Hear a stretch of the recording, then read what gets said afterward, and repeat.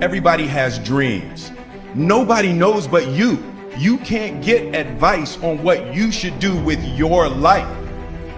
Nobody knows what you are. Even sometimes you don't really even know what you are. You got to take your shot. And as much as you want people to agree and you want the people around you to be supporting your dream, it's not going to be like that all the time. You got to do it alone. And people will help you. When you get the ball rolling, people will jump on. But if you don't believe, nobody else is going to believe. People come along because your belief is so insane.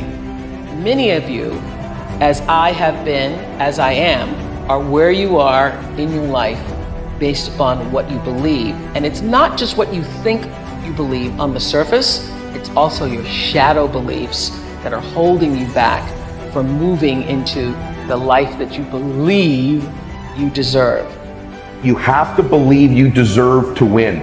And sometimes it's not just that we think we're good, but that we've done so much, we must be worthy of winning.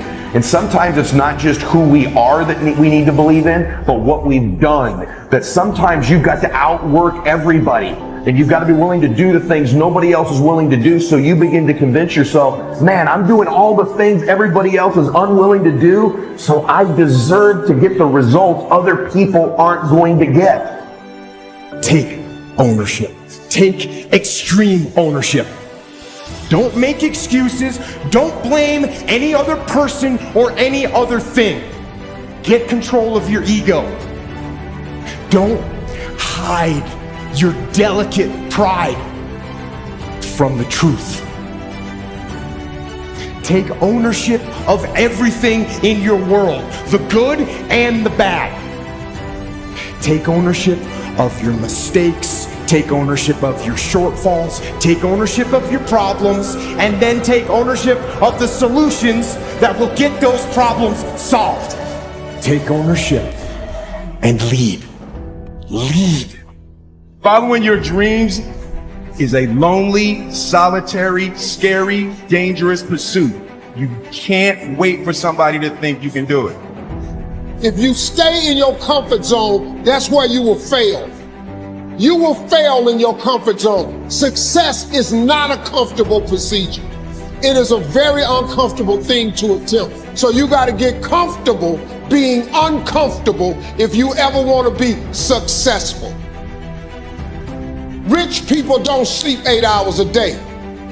That's a third of your life. It ain't but 24 hours in a day. You cannot be asleep 8 hours a day. We celebrate warriors. We enjoy the winner. We're irritated and frustrated with the whiner. Each of them have earned the title. But each of them have this thing in common. They earned the title based upon how they responded to struggle. How can we crown someone a champion unless we've seen them struggle and overcome to be a winner? How would we know the valor and courage of a warrior unless he's endured the adversity of the battle?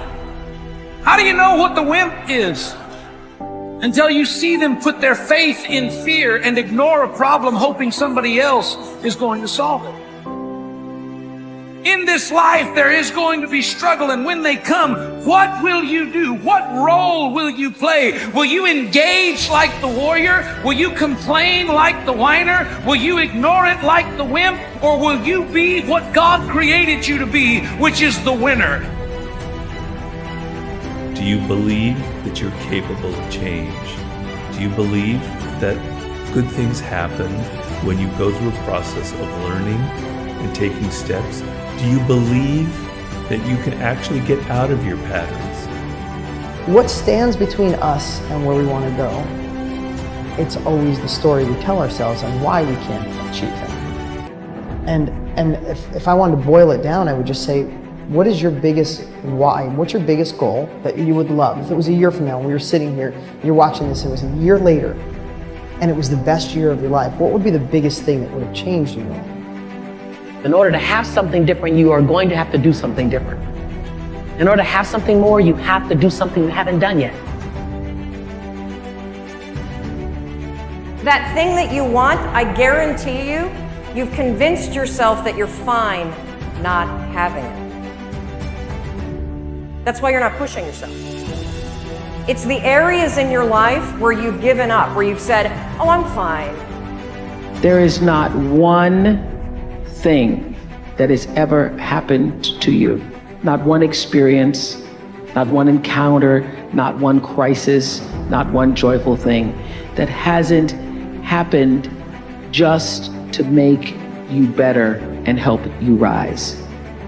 Be excited about your destiny so that you can endure the process that brings you into promise. Because there is a process before promise. And if you don't have at least a vision of the promise, the process will discourage you. There's a voice in you that has said, I can do this. I know others have failed. You have to lose your fear of failure. Failure is a part of the process. People who never fail, never try. You have to fail. You got to get it wrong to get it right. You learn nothing from winning. You only learn from your failures. I hate plan B. Every thought that you put into plan B, you're taking away now that thought and that energy from plan A. My number one competition is me. It's always you versus you. You got to be the one to get up every morning, be disciplined, put in the consistent daily hard work, because that gains success. No coach, no trainer, no mentor, no boss can do it. You versus you. Sit on your bed one day and ask yourself, what remarkably stupid things am I doing on a regular basis to absolutely screw up my life? What would happen if you consulted yourself about the best possible outcome for you? I just beat me.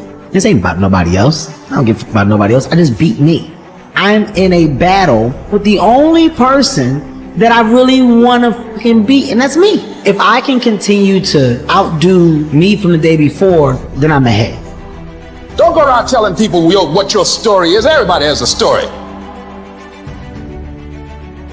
It doesn't matter about what happens to you. What matters is, what are you going to do about it?